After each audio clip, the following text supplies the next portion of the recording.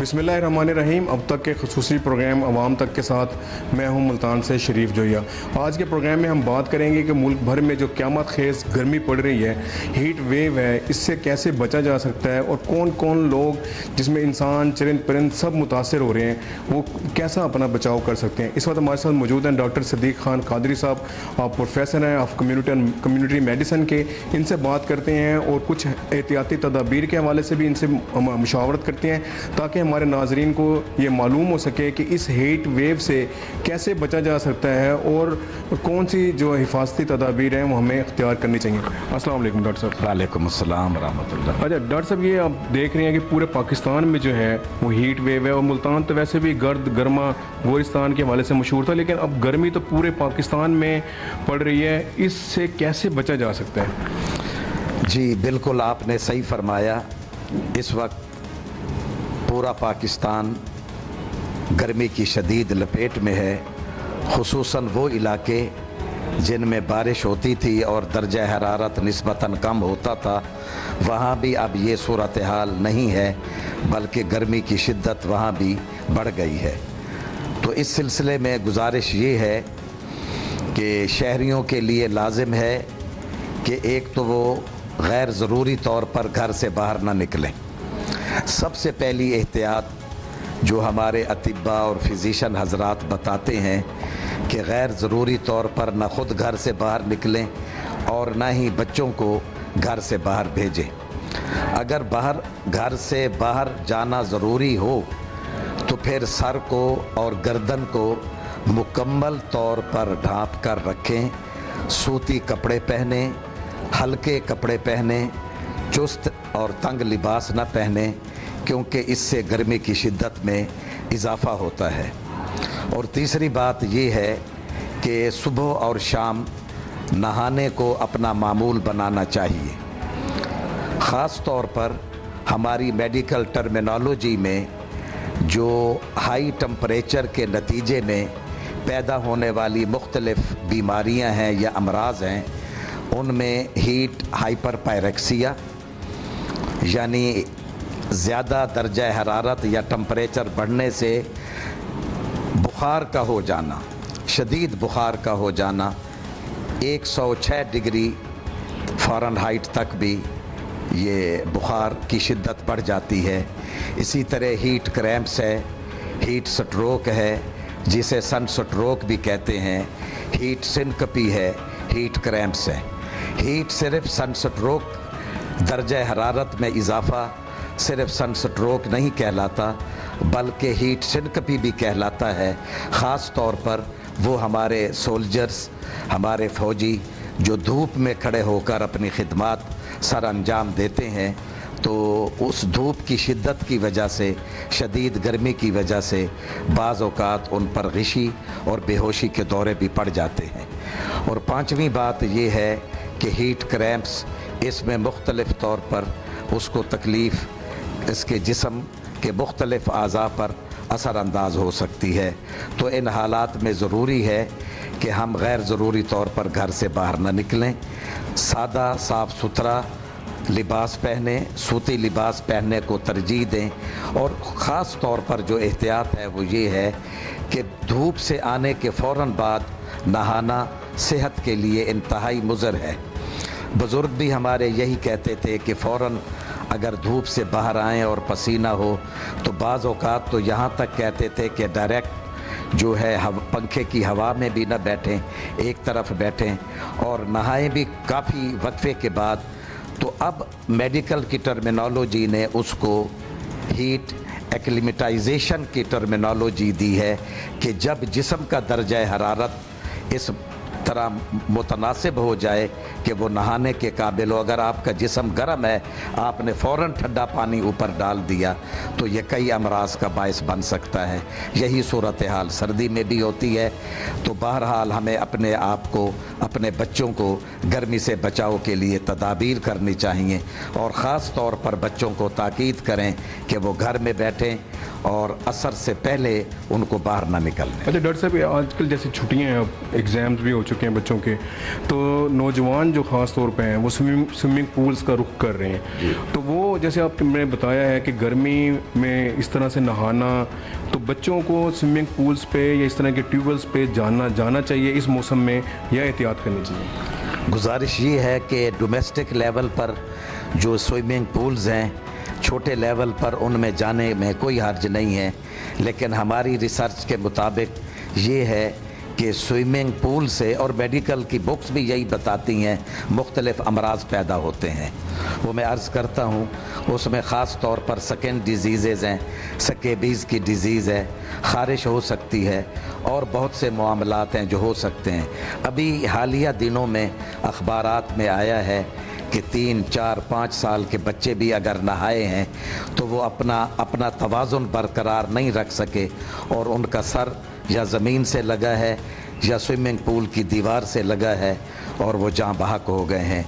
तो मेरे ख़्याल में स्विमिंग पूल अगर साफ़ सुथरा है और उसकी सैनिटेशन, डेली सैनिटेशन और सैनिटरी मेजर्स उसमें किए जाते हैं, बाकायदा फिलिंग ड्रेनेज जो ऑपरेशन जिसको हम कहते हैं वो भी सही होता है, और जो भी अपना वाटर सैनिटेशन है वो भी सही तौर पर यानी उसकी अंजाम देही होती है, तो नहाने में हर्ज नहीं है।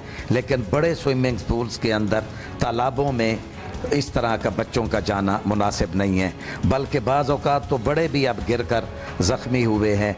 बहरहाल वो जो बुज़ुर्ग फरमाते हैं prevention is better than cure, वो सबसे बेहतर है और हमें इसका ख्याल रखना है। अच्छा डॉक्टर साहब, इस मौसम में ये देखा जा रहा है कि अस्पतालों में, इमरजेंसी में और आउटडोर में मरीज़ों की तादाद में इजाफ़ा हो रहा है। मतलब जैसे गैर मेयारी मशरूबात का हम इस्तेमाल कर रहे हैं, हम देखते ही हैं कि हम अपने आप को बचा रहे हैं, लेकिन हमें अंदाज़ा नहीं होता कि हम क्या चीज़ इस्तेमाल करें जिसके नुकसानात हो रहे हैं। तो वो जो अस्पतालों पर सर दबाव बढ़ रहा है, उसमें मरीज़ों का और डॉक्टर्स का क्या मतलब हम एहतियात उसमें मज़ीद कर सकते हैं? मैं ये अर्ज़ करता हूँ, शायद आपके लिए ये बात इंकशाफ का बायस हो।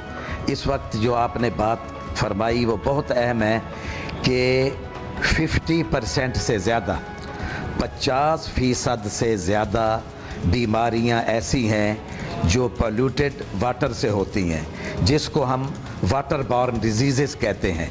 और हमारे मेडिसन में तो बाकायदा कोई बीमारी की 1, 2, 3 ये पानी की बीमारी नहीं है, बल्कि इसमें बैक्टीरियल भी हैं, वायरल भी हैं, रिकेट्सियल भी हैं, प्रोटोजोवल भी हैं, हेल्मिंथिक्स भी हैं। और अगर मैं आम ज़ुबान में इनके नाम लूँ तो डायरिया, डाइसेंट्री, ये हैज़ा, पेचिश, कालरा और ये फूड पॉइजनिंग, हत्ता के हेपेटाइटिस की जो टाइप ए और टाइप ई है ये पानी से होती है, जबकि हेपेटाइटिस की जो हेपेटाइटिस बी और डी है वो टीकों से, कंटेमिनेटेड सिरिंजेस से, इंस्ट्रूमेंट से फैलता है। लेकिन हेपेटाइटिस की जो टाइप ए और टाइप ई है वो गंदे और नाकिस मशरूबात से। हम बाज़ार में सुबह सुबह निकलते हैं तो देखते हैं कि लोग पी रहे होते हैं, और इवन देन जब स्कूल खुलते हैं, जब स्कूलों में समर कैंप लगते हैं तो वहाँ पर भी बाहर मशरूबात की ये रेढ़ियाँ वग़ैरह लगी हैं। इनसे ख़ास तौर पर बचाव ज़रूरी है। न सिर्फ ये वालिदैन का फ़र्ज़ है बल्कि स्कूल एडमिनिस्ट्रेशन का भी फ़र्ज़ है कि वो इसकी रोकथाम करें। आपने हस्पताल पर दबाव की बात की, तो इस सिलसिले में अगर फौरी तौर पर मरीज़ को किसी ऐसी ठंडी और हवादार जगह में रखा जाए, उसके लिए साए का इंतज़ाम किया जाए, यानी साए में रखा जाए। ज़ाहिर है स्पेशल इंतज़ाम तो नहीं होगा, साएदार जगह में ले जाएं और हवादार जगह हो, उसको पानी पिलाया जाए।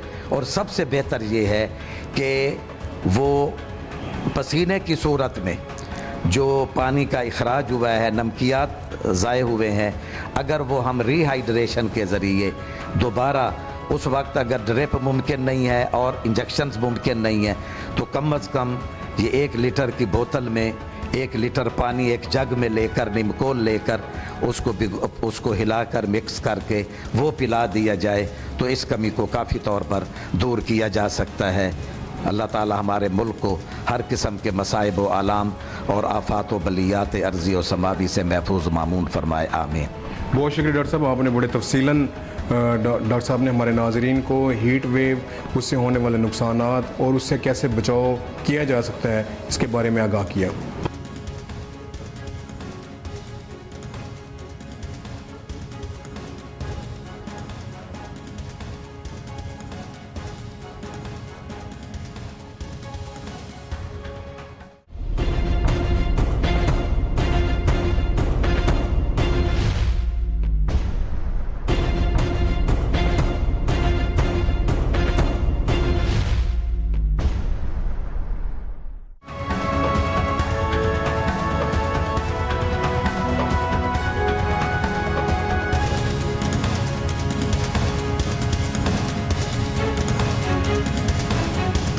पानी लगा दिया जाता है तो उससे भी जो है फसल है वो खुराक और सांस लेने में उसको काफ़ी दुश्वारी पेश आती है। काश्तकार जो है वो कोशिश करें कि जो आपाशी है फसलात की, ख़ास तौर पे कपास की फसल की, वो शाम को या रात के वक्त लगाएं, क्योंकि इससे जो है वो जो पौधे की सेहत है वो सही रहती है और पौधे को सांस लेने में बड़ी आसानी होती है। क्योंकि अगर दिन को लगाएंगे, धूप तेज़ है तो उसकी वजह से पानी गर्म हो जाएगा तो उससे पौधे के झुलसाव में मज़ीद इजाफा हो सकता है। लिहाजा काश्तकार को चाहिए कि वो पानी शाम को या रात के वक्त लगाएं। और इसी तरह अगर कुछ काश्तकार जो है वो अभी भी कपास की अगर बिजाई कर रहे हैं तो वो भी शाम को या अर्ली मॉर्निंग में लगाएं, इससे भी जो उसका वो जो उगाव है वो मुतासर नहीं होगा। इसी तरह जो दूसरी सब्जियात हैं, बागात हैं, उनका भी इसी तरह ख्याल करना बहुत ज़रूरी है। अगर हमने उनसे अच्छी पैदावार जो है वो लेनी है तो उनका इस हीट स्ट्रेस में, गर्मी में ख्याल करना अच्छा ज़रूरी है। पानी का खास ख्याल रखें ताकि हम इनसे ज़्यादा से ज़्यादा पैदावार ले सकें। आम मुल्तान का, जनूबी पंजाब का आम आने वाला है, वो इसमें से कितना मुतासर हो सकता है इस हीट वेव से, ही उससे कोई फ़र्क नहीं पड़ेगा? जी देखें, हीट वेव से तो हर चीज़ ही मुतासर हो सकती है, लेकिन आम जो है वो इस टाइम आपको पता है कि वो पकने के स्टेज काफ़ी करीब है तो उसको जो है इतना ज़्यादा नुकसान का अंदेशा नहीं है। और ओवरऑल भी माशाल्लाह अभी तक जो आम की फसल है उसकी जो कंडीशन है वो काफ़ी तसल्ली बख्श है। और मुझे उम्मीद है कि हम हमेशा की तरह इस साल भी बेहतरीन पैदावार भी हासिल करेंगे और इसी तरह जो हमारी एक्सपोर्ट है उसमें भी कोई ख़ास फ़र्क नहीं पड़ेगा, एक्सपोर्ट भी अच्छी होगी इंशाल्लाह। बहुत शुक्रिया।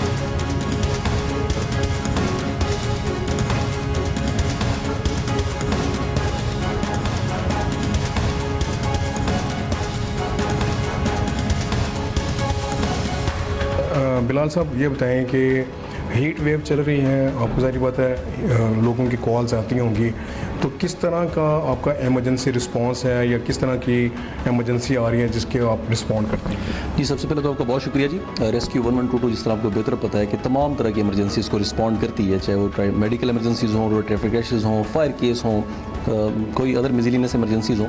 जैसे इस वक्त टेम्परेचर जो है साउथ का बहुत बढ़ चुका है और आज भी अगर हम मुल्तान की बात करें तो तकरीबन 47 को क्रॉस कर चुका है और मज़ीद इसमें प्रोडिक्शन है कि अगले 2-3 दिन में इसमें मज़ीद इजाफा होगा।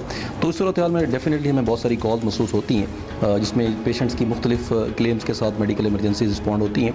आपके प्लेटफॉर्म से अवाम उन्नास के लिए जो मैसेज है वो ये है कि इस तनाजुर में, इस टेम्परेचर के अंदर जो ह्यूमन बॉडी है वो सस्टेन जो है उसका फंक्शनिंग जो है नॉर्मल वो डिस्टर्ब हो जाती है और उसके लिए जो एहतियाती तदाबीर हैं वो बहुत ज़्यादा ज़रूरी हैं। जैसे ही गर्मी बढ़ती है तो स्पेशल जो दिन के औकात कार हैं, जैसे 12 से 3 का टाइम है, ये पीक टाइम होता है जब सूरज निकला होता है और उसकी तपिश ज़्यादा होती है, तो उस वक्त बाहर ओपन एरियाज़ में सफ़र करने से गुरेज करें। इसी तरह जो वर्कर हजरात हैं, जो मजदूर तबका है वो काम करते हैं, वो सर को ढांप के रखें, पानी का ज़्यादा से ज़्यादा इस्तेमाल करें, शरबत अगर उनको अवेलेबल है, जूसेस अवेलेबल है उनका इस्तेमाल करें, अपनी जो डाइट है उसका ख्याल रखें, गर्म चीज़ें जो हैं जैसे चिकनाई वाली चीज़ें उनको खाने से गुरेज करें। ये वो चीज़ें हैं जिनका ख्याल रखते हो इस मौसम का मुकाबला कर सकते हैं।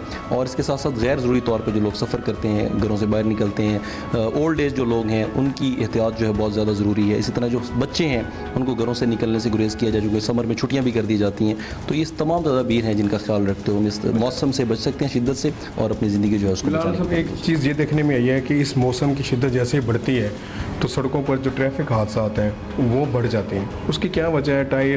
जैसे टायर ब्रस्ट है उसके इस केसेस बढ़ जाते हैं, उसको किस तरह से रोका जा सकता है? जी बिल्कुल, जो आपकी गाड़ियाँ हैं अवाम उन्नास के लिए मैसेज है, मोटर बाइक है चाहे मोटर कार है, उसके जो टायर्स हैं उसकी कंडीशन इस टेम्परेचर के अंदर कंप्रोमाइज़ हो जाती है। अगर वो ओल्ड टायर है, पुराना टायर है, उसके अंदर प्रेशर बढ़ जाएगा और अगर उसकी हालत मजबूत नहीं है तो वो फट सकता है और किसी बड़े हादसे का शाखसाना हो सकता है। तो इस तनाजुर में आप अपनी गाड़ी की जो मेंटेनेंस है, स्पेशली टायर की जो हेल्थ है, उसकी जो कंडीशन है उसको ज़रूर चेक करें और अपनी गाड़ी को किसी भी सफ़र पे के जाने से पहले उसके जो नॉर्मल चेक्स हैं उसको ज़रूर वेरीफाई कर लें।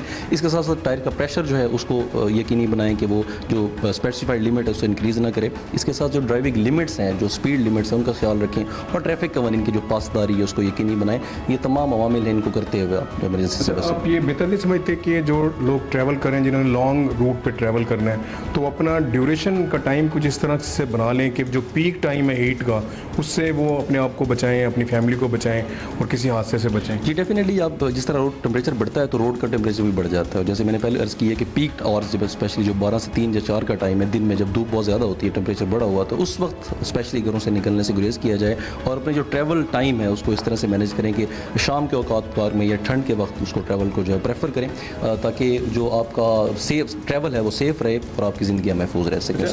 तो ये भी काइंडली बताएं कि जो रेस्क्यू को कॉल्स मसूल होती हैं आजकल के दिनों में, कितने % कॉल्स हैं या मुतासरा मरीज़ हैं जो इस गर्मी की शिद्दत से मुतासर हो रहे हैं, या आपका जो मुज़र सेहत चीज़ें खाने से हो रही हैं, जैसे मुज़र सेहत मशरूब है, गैर मेयारी मशरूब मार्केट में फ़रोख्त हो रहा है, लोग धड़ाधड़ उसको पी रहे हैं, उसके हवाले से कितने % की एमरजेंसी आपके पास आ रही है? जी डेफिनेटली, जैसे ही टेम्परेचर बदलता है, गर्मी का मौसम आता है, तो नंबर ऑफ़ एमरजेंसीज बढ़ जाती हैं। जैसे अगर मैं सर्दियों के नॉर्मल डेज़ की बात करूँ तो रेस्क्यू 112 मुल्तान को नंबर ऑफ़ जो एवरेज कॉल रिस्पॉन्ड हम करते हैं तकरीबन 300+ होती हैं, और जैसे ही सीज़न गर्म होता है, समर होता है, हॉट होता है, तो तकरीबन यही एमरजेंसीज 400 को टच कर जाती हैं। तो ये डेफिनेट एक नंबर है जो इस टेम्परेचर के बढ़ने की वजह से हमें जो है वो ज़्यादा रिस्पॉन्ड करना पड़ता है।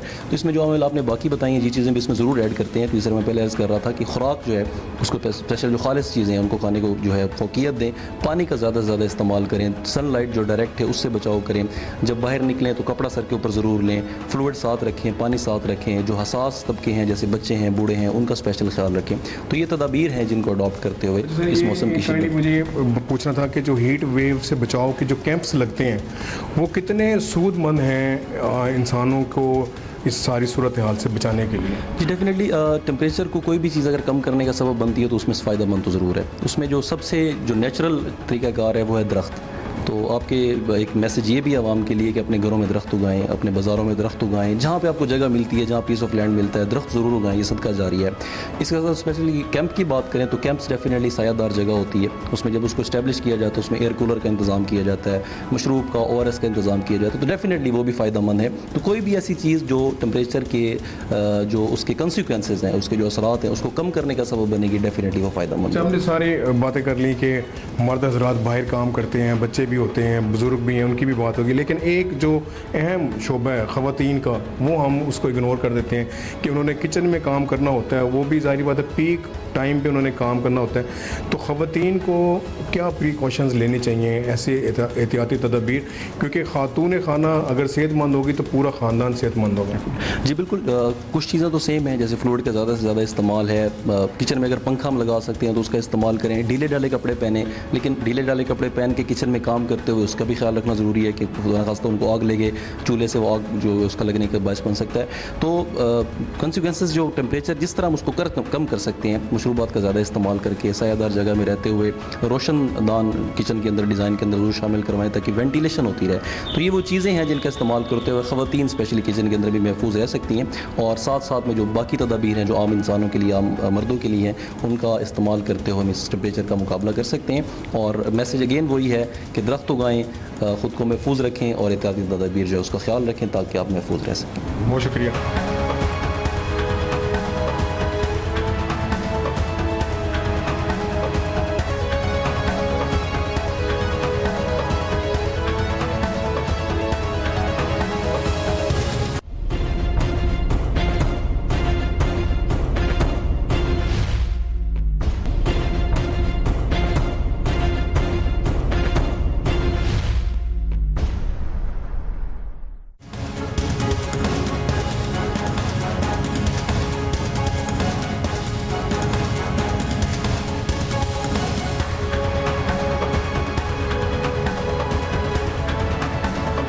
अहमद साहब, इस वक्त मुल्क भर में गर्मी की शदीद लहर है, हर आदमी परेशान है, तो इसमें हमारा मजहबी क्या फरीज़ा बनता है कि हम अदा करें ताकि इस जो हमारे लिए जानलेवा ये गर्मी पैदा हुई है इससे हमारी निजात हो सके? मैं आपका शुक्रगुज़ार हूँ ये गर्मी इस वक्त कुछ मामूल से ज़्यादा पड़ रही है और शायद साबिका गर्मियों का रिकॉर्ड टूट रहा है। बुज़ुर्गों ने ऐसी शिद्दत की गर्मी से पनाह मांगी है और हम लोग वो ख़ुद करदारा इलाज नेस्त के मिस्दाक हमने दरख्तों का कत्लेआम किया है और हम कंक्रीट के पहाड़ खड़े कर रहे हैं, जिसकी वजह से ये अब गर्मी हम पर गालिब आ गई। दरख्त लगाने की अहादीस में बहुत फजीलत आई है और अगर हमारे यहाँ दरख्त ज़्यादा होते तो गर्मी की ये कैफियत न होती और बारान रहमत का नुज़ूल भी होता। जब बारिश न हो रही हो, मींह न बरस रहा हो, तो इस सूरत में नमाज इस्तिस्का अदा की जाती है। उसकी चंद कैफियतें हैं, उसकी हालत ये है, यानी किस हालत में नमाज अदा की जाए कि खुला मैदान हो, साइबान के बग़ैर, धूप के यानी सूरज के नीचे, और छोटे बच्चे और जानवरों को आगे बिठाया जाए, जानवर बांध दिए जाएं और मासूम छोटे नन्हे बच्चे उनको धूप में और गर्मी में बिठा दिया जाए, जिसकी वजह से अल्लाह की रहमत को तरस आता है और जानवरों पर, बेज़ुबान मखलूक पर और नन्हे छोटे बच्चों पर अल्लाह रहम फरमाते हुए बारिश उतार देता है। और फिर उसमें जो दुआ हम मांगते हैं नमाज इस्तिस्का में, वो इस तरह हाथ उठाकर नहीं मांगी जाती, उल्टे हाथ करके दुआ मांगी जाती है, उल्टे हाथ करके, इसलिए कि वो फ़ौरन ही रहमत खुदावंदी का नुज़ूल हो जाता है।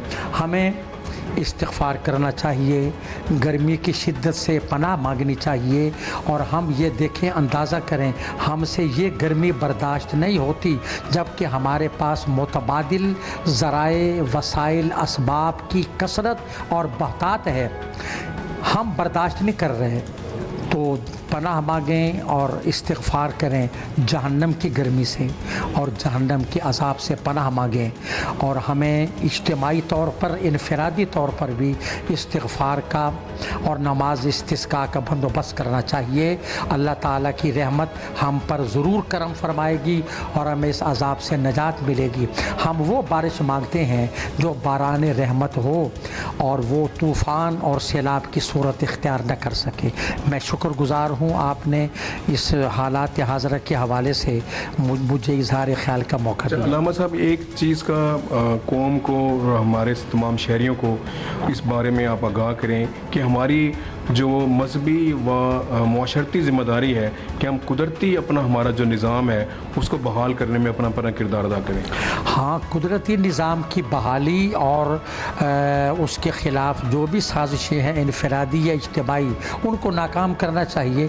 वारिसान मिंबर और महराब जो हैं, आइम्मा मसाजिद और खुतबाए किराम, वो मिंबर और महराब से इसकी आवाज़ बुलंद करें, लेकिन हमारी सदाए एहतजाज बुलंद करना या आवाज़ बुलंद करना तब तक कोई फ़ायदा मंद नहीं जब तक अरबाब इक़्तिदार इस पर कान न धरें और जिनके हाथ में बागडोर है वो अमल दरामद न करें।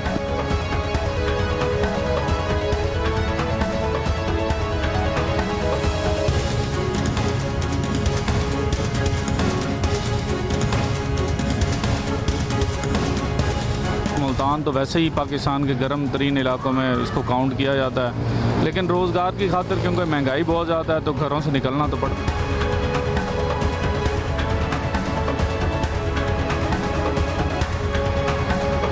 गर्मी है, काम काज नहीं है, गर्मी में बाहर निकलें, क्या करें, बहुत गर्मी पड़ रही है मुल्तान में। अल्लाह मियाँ बस मौसम अच्छा करें हमारे लिए, बस हम यही कहते हैं। और शदीद गर्मी है, कारोबार नहीं है, इधर जाएं उधर जाएं, कहाँ जाएं हम।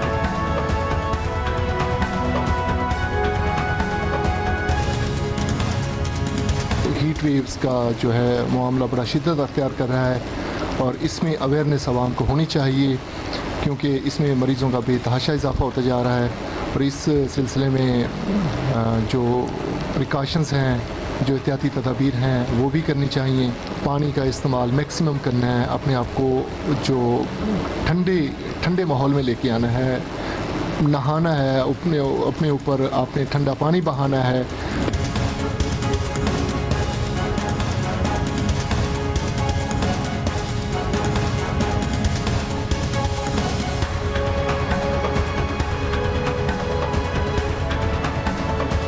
माहिरीन का कहना है कि इस गर्मी की शिद्दत से बचने के लिए हिफाजती जो इक़दाम हैं, तदाबीर हैं, उस पर अमल दरामद करके ना सिर्फ अपने आप को बचाया जा सकता है बल्कि अपने ख़ानदान का तहफ़्फ़ुज़ भी किया जा सकता है। एक और जो पब्लिक का मैसेज है जिस पे आवाम को, हम सबको अमल करना चाहिए, वो ये है कि ज़्यादा से ज़्यादा दरख्त लगाएं, क्योंकि ये हीट वेव का सीज़न ऐसे ही चलता रहेगा। आने वाले सालों में इसकी शिद्दत में इजाफा होगा और हीट वेव की शिद्दत को कम करने के लिए शजरकारी इंतहाई ज़रूरी है। अपने मेज़बान को इजाज़त दीजिए। अल्लाह हाफ़िज़।